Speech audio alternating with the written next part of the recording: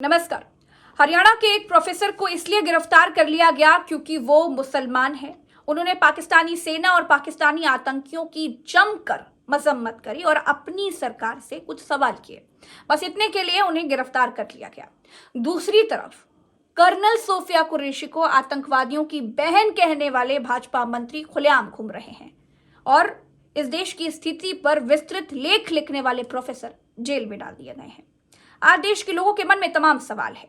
क्या भाजपा परस्त लोग कुछ भी बोल सकते हैं? उनको कोई कुछ नहीं बोलेगा। तमाम सवालों के जवाब के लिए, तमाम बात को समझने के लिए आज हमारे साथ अशोक वानखेड़े सर हैं। उनसे बात करते हैं। क्या देश में मुसलमान होना अपराध है? लगता तो ऐसा ही है, मुसलमान होना अपराध है। और इतना ही अपराध नहीं है कि कोई जाबाज मुसलमान परिवार हो जिसने 5 पीढ़ियों से देश की सेवा की हो, जिसके नाना नानी झांसी की रानी के साथ खंधे से खंधा लड़ा के अंग्रेजों से लड़ा हो, जो पहला स्वतंत्र युद्ध है, जो कहते हैं हम आजादी की पहली लड़ाई, वो लड़ी हो, लेकिन वो कुरैशी हो, वो आतंकियों की बहन हो जाती है। और ये कहने वाला और कोई नहीं, एक कैबिनेट मिनिस्टर होता है। तो आज की डेट में सवाल कुरैशी होने का है, सवाल अली खान होने का है। आप क्या कहते हैं, ये सब्जेक्टिव है,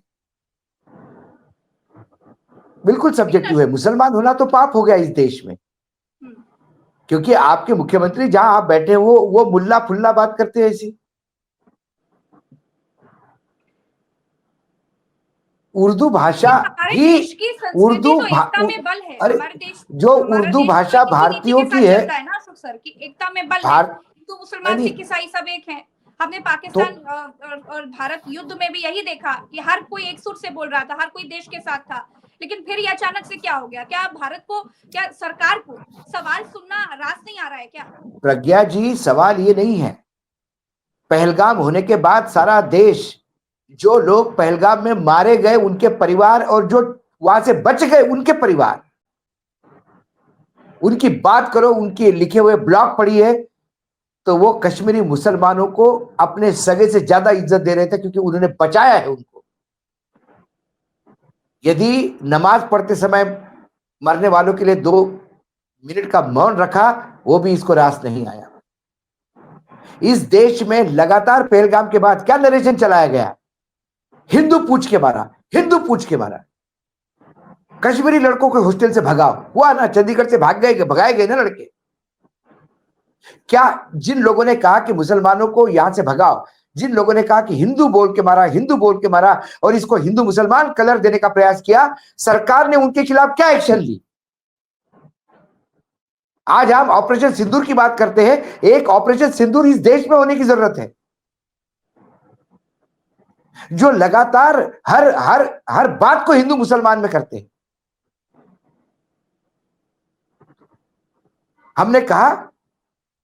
हमने कहा कि जब कर्नल सोफिया कुरैशी प्रेजेंटेशन के लिए आई सामने और पूरे विश्व के सामने बताया कि भारत के फौज ने क्या किया, तो हमने कहा कि यह सरकार का बहुत बढ़िया कदम हमको लगा, क्योंकि उन्होंने पुरुषों को मार के महिलाओं को कहा था कि जाके बता दीजिए आपके वजीर आजम को हमने मारा। तो उनको जवाब हमारे देश की महिलाएं देगी। बिल्कुल। पाक या हिंदू मुसलमान करवाना चाहता था, पाक या हिंदू मुसलमान करवाना चाहता था, और कुछ पाकिस्तान के एजेंट उसको हिंदू मुसलमान करवाने के लिए आग में तेल डाल रहे थे। ऐसे समय 2 जाबाज अधिकारी भारतीय सेना के, जिसमें धर्म और जात ने अभी तक टच नहीं किया भारतीय सेना को, भारतीय सेना का एक ही धर्म है, राष्ट्र की सुरक्षा और तिरंगे का मान। अशोक सर, ये उन्होंने एक मुस्लिम कर्नल महिला को लाके बता दिया पूरे विश्व को कि भारत हिंदू मुसलमान में नहीं लड़ सकता। बिल्कुल सही बात। ऐसे में उस प्रोफेसर का, जिसकी बात हम कर रहे हैं, अली खान, उसने क्या ब्लॉग में लिखा, क्या गलत लिखा उसने, मुझे बताइए आप। आपने ब्लॉग पढ़ा होगा तो आप पढ़ के देखिएगा, मेरे पास लिखा हुआ है उसका पूरा। बिल्कुल। प्रोफेसर उसने ये कहा कि पाकिस्तानी सेना पाकिस्तानी आतंकवादियों की मजम्मत करी और अपनी सरकार के, अपने देश की सरकार से बुलडोजर पर और तमाम नहीं, सवाल किए। उन्होंने एक ही बात कही उन्होंने पूरे पैराग्राफ में, जो नीचे के पैराग्राफ है दो, जिसके ऊपर इन कुपढ़ों को ऑब्जेक्शन है, मैं कुपढ़ बोलता हूं क्योंकि ये रबर स्टैम्प जैसे अपॉइंटमेंट तो होते हैं लेकिन पढ़े लिखे नहीं, और जो पढ़ा उन्होंने गलत पढ़ा है। उन्हें यह कहा कि बहुत अच्छा लगा कि हमारे यहाँ के दो दो जाबाज महिला अधिकारी विश्व के सामने प्रेजेंटेशन देने के लिए आए, और इसको मास्टर स्ट्रोक कह रहे हैं सभी राइटिस्ट। आज सोफिया कुरैशी को उदो उदो कर रहे हैं, जय जयकार कर रहे हैं, लेकिन ये धरती पे उतरना चाहिए, ये धरातल पे उतरना चाहिए। जो लोग सोफिया कुरैशी की जय जयकार कर रहे हैं, उन्हें जो मॉब लिंचिंग में गरीब मुसलमान मारे जाते उनके प्रति दया भी दिखानी चाहिए, जिनके घर बुलडोजर से गिराए जाते उनके प्रति दया भी दिखानी चाहिए। तब जाके इस देश में हिंदू मुसलमान ऐक्य होगा, नहीं तो ये टोकनिज्म है। ये विचार रखने पे आप उसको अरेस्ट करते हैं, और इसी सोफिया कुरैशी, कर्नल सोफिया कुरैशी, इस देश की बेटी, हमारी बहन को आतंकियों की बहन कहने वाला वो नालायक और कुपड़ मंत्री आज भी कैबिनेट में बैठा है। बिल्कुल, उसके ऊपर एफआईआर की जाती है। हाई कोर्ट को कहना पड़ गया कि लिखवा के लाओ एफआईआर। जितनी हल्की एफआईआर लिखी गई उसके बाद फिर नाराज हुआ हाई कोर्ट और बोला कि हम जो बता रहे हैं वो लिखो, और उसके बाद तो सुप्रीम कोर्ट गए, सुप्रीम कोर्ट से भी लताड़ मिली।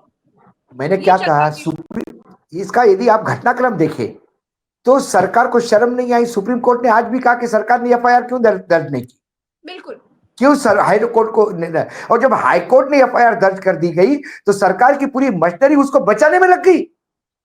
ऐसा एफआईआर दर्ज कर दिया कि जिसमें कुछ होगा ही नहीं।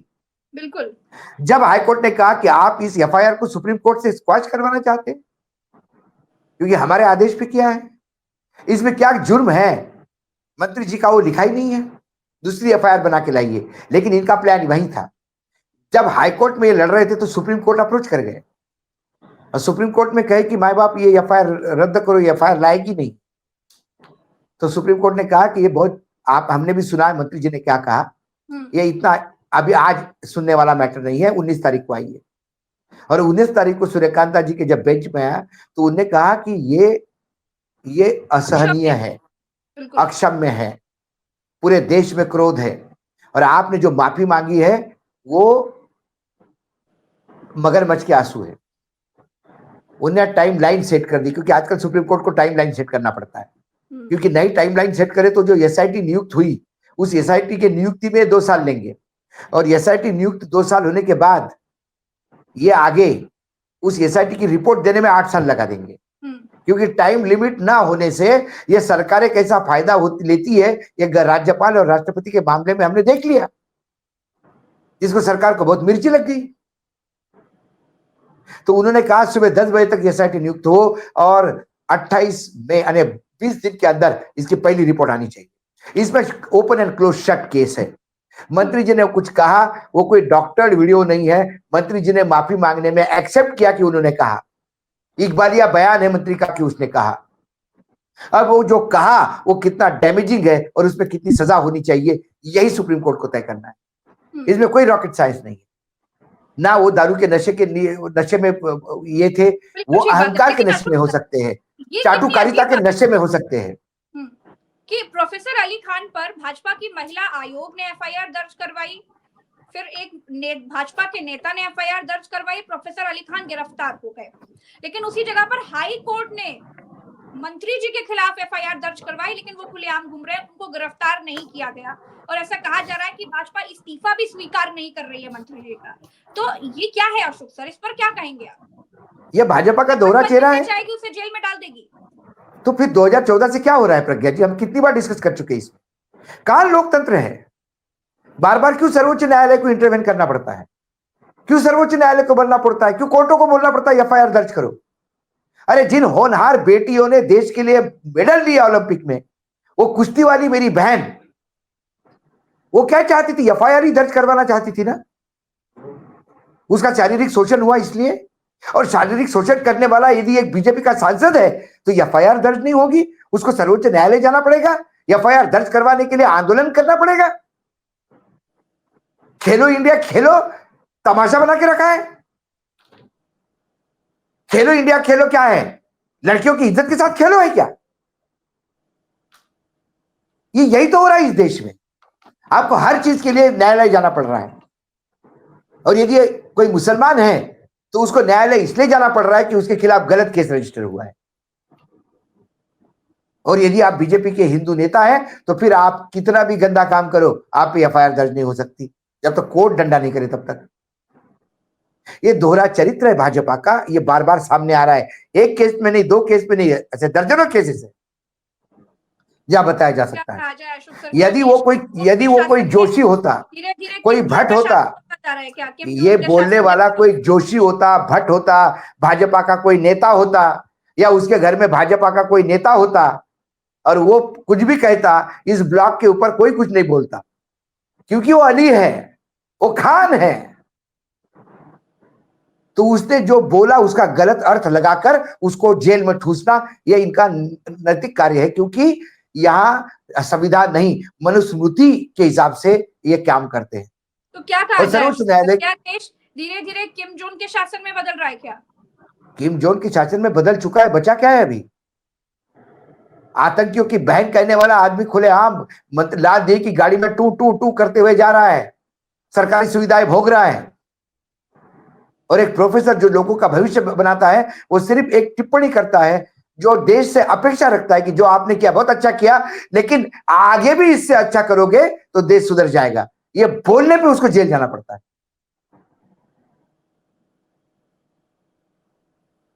तो हम ये कार्बन कॉपी है किम जोंग की, और क्या है इस देश में? सर, जो पोस्ट करी प्रोफेसर अली खान महमूदाबाद ने, उस पर तो भाजपा के एक नेता हैं, पूर्व सांसद हैं, उन्होंने खुद इस बात को कहा कि जो हुआ ये गलत हुआ प्रोफेसर साहब के साथ। आपको क्या लगता है कि क्या होना चाहिए था इस जगह पर? भाई प्रोफेसर की तो बात देखो, प्रोफेसर को आप उसमें गिनो मत कि कोई बुद्धिजीवी है, तो ऐसे कई पोस्ट आते हैं, छोड़ देते उसको। वो अली खान है इसलिए आपने उसको अरेस्ट कर लिया बिना सोचे समझे। तो सर, ये भी तो इस जगह पे ये भी तो सवाल उठ रहा है कि प्रोफेसर अली खान ने जो पोस्ट करी, उससे किस संगठन को, किस मठ के पुजारी को, किन महिलाओं को, किन लोगों को आपत्ति हुई? आपत्ति किसे हुई? सिर्फ भाजपा के लोगों को, भाजपा के नहीं, महिला आयोग को, भाजपा के नेता को, और देश में किसी को आपत्ति नहीं हुई। सिर्फ उनको मैंने आपत्ति हुई और भाजपा ने चाहा और एक मुस्लिम प्रोफेसर को जेल में डाल दिया। महिला आयोग को आपत्ति नहीं हुई, महिला आयोग को आदेश हुआ कि आप ऐसा करें। महिला आयोग को आपत्ति होती तो अभी तक विजय शाह जेल में होते। वहां तो दो महिलाएं हैं, उनके समर्थन में आई विजय शाह के। एक उषा ठाकुर जो फायर ब्रांड एमएलए है, कड़वे हिंदुत्व के लिए जाने जाते हैं और महिलाओं के लिए जानी जाती है, मंत्री भी रही है पिछले गवर्नमेंट में। उनने कहा कि नहीं, एक्चुअली उनकी मनीषा ऐसी नहीं थी, बोल गलत गए। और एक राज्य मंत्री है कैबिनेट में वर्तमान, वो महिला भी कह रही थी कि मीडिया ने तोड़ मरोड़ करके बोला। आजकल मीडिया एक ऐसा हो गया गंद कि कोई भी चीज मीडिया पे डाल दो कि मीडिया ने तोड़ मरोड़ करके बोला। वो एक देवड़ा करके डिप्टी चीफ मिनिस्टर है, उसने सेना को चरणों में ला दिया प्राइम मिनिस्टर के, और वो बोलता है कि मैंने ऐसा नहीं कहा था, मैंने तो ऐसा कहा था कि पूरा देश सेना के चरणों में है। अरे भाई, तेरा वीडियो खुद सुन। बिल्कुल, आपने कहे हुए शब्द आपको सुनने नहीं आते, और इतने नालायक हो आप और इतने मूर्ख हो तो आपको सत्ता से निकल जाना चाहिए। मध्य प्रदेश की जनता इतनी इतनी इतनी बुरी नहीं है कि ऐसे कुपन लोग उनके पर राज करें, या कहे कि मैंने कहा है। आप चरण वंदना करने के लिए मोदी जी की आप इतने बह गए कि आपने ये नहीं देखा कि आप सेना का अपमान कर रहे हैं। मेरे देश की सेना 143 करोड़ लोगों का रक्षण करती है। मेरे सेना का गुरूर 143 करोड़ लोगों का गुरूर है, और मेरी सेना सिर्फ तिरंगे के सामने नतमस्तक होती है। मेरी सेना हमेशा सुप्रीम सैक्रिफाइस के लिए तैयार होती है, सरम कलम करवा देगी लेकिन किसी के चरणों में नहीं झुकेगी। उस सेना को आप एक नेता के चरणों में झुकवा रहे हैं? बैठे लाल दी गाड़ी में घूम रहे, सरकारी पैसे से मस्त मजे कर रहे हैं, जनता परेशान, जनता पस्त है, मंत्री जी मस्त है। अब आज इंदौर के राजवाड़े में उनका कैबिनेट बनेगा, कैबिनेट मीटिंग वहां होगी, अहिल्या देवी के लिए वो 300 साल के समर्पण में, मतलब उस सेलिब्रेशन में। अरे देवी अहिल्या का नाम मत लीजिए, आप उसको अपमानित करते हैं आप लोग नाम लेके। देवी अहिल्या इतनी न्यायप्रिय थी कि उसने अपने बेटे को भी मौत की सजा दी थी। देवी अहिल्या के प्रशासन पे विदेशी यूनिवर्सिटी में पीएचडी करते हैं लोग। उस देवी अहिल्या माता का आप नाम लेंगे, कल विजय शाह नाम लेगा तो अपमान होगा, देवड़ा नाम लेगा तो अपमान होगा। इंदौर के लोगों ने जो अहिल्या जी की बहुत मानते हैं, माता मानते हैं, उन्होंने तो ये राजवाड़ा धोना चाहिए बाद में जहां इनकी मीटिंग है। किसी भी आप बड़े लोगों का नाम लेने के पहले उनके आचरण का 0.01% अपने अपने अंदर उतारने का प्रयास कीजिए। चलते चलते अशोक सर, एक सवाल आपसे यही है कि प्रोफेसर अली खान पर जो मुकदमे हुए, जो एफआईआर हुई, उसके बाद उन्हें गिरफ्तार कर लिया गया, सबसे बड़ा कारण आपको क्या लगता है? सबसे पहला कारण खान होना, उसका मुसलमान होना, यह सबसे बड़ा पाप है। आप मुसलमान होते हुए देश के भले के लिए भी बोलोगे तो भी उसको अलग रीति से पढ़ा जाएगा। और आप भाजपा के समर्थित हो तो आप आर्मी को गाली दो, आप किसी महिला की बेइज्जती करो, तो भी आप पे आंच नहीं आएगी, क्योंकि आपने सुरक्षा कवच भाजपा का पहन लिया है। अच्छा अशोक सर, अगर यही भाजपा विजय शाह के ऊपर इसी तरीके से एफआईआर करवाती, यही भाजपा के नेता डिप्टी सीएम के लिए, देवड़ा के लिए कुछ बोलते सामने आकर के, तो लगता कि भाजपा से बड़ा देशभक्त कोई नहीं है। अरे लेकिन बाबा, इस समय तो आंख में मोतियाबिंद हो गया। अरे कौन सी 2014 के बाद कहां भाजपा रही है? ये कौन सी भाजपा है जो राष्ट्र के विकास के लिए काम कर रही है? ये तो अडानी अंबानी की भाजपा है। आज कई बीजेपी के कार्यकर्ता आहत है विजय शाह की टिप्पणी से, और वो आदतन टिप्पणी करता है। उसने मुख्यमंत्री की पत्नी के लिए इतनी अभद्र टिप्पणी की थी, उसकी इस्तीफा हो गया था, 4 महीने में फिर सत्ता में आ गया वो। लड़कियों को टी शर्ट बांटता है तो उनके शारीरिक रचना पर कमेंट करता है। तो ऐसे मंत्री से क्या ये समाज के लिए घातक है। बिल्कुल सही इनको बात है। जेल में होना चाहिए। से क्या लगावे जो इस्तीफा तक नहीं लिया जा रहा? इसलिए क्योंकि वो भाजपा का है। License to do everything, license to act against constitution, license to dishonor the woman flock in the country. You are licensed to cross all limits if you are into BJP. No questions asked, no action taken. चलिए, बहुत बहुत शुक्रिया Ashok sir, आपने समय दिया। दर्शकों का भी बहुत बहुत आभार। हम फिर मिलेंगे अगली चर्चा में। अभी के लिए इतना ही। चैनल को अगर आपने सब्सक्राइब नहीं किया है तो सब्सक्राइब जरूर कीजिएगा। नमस्कार।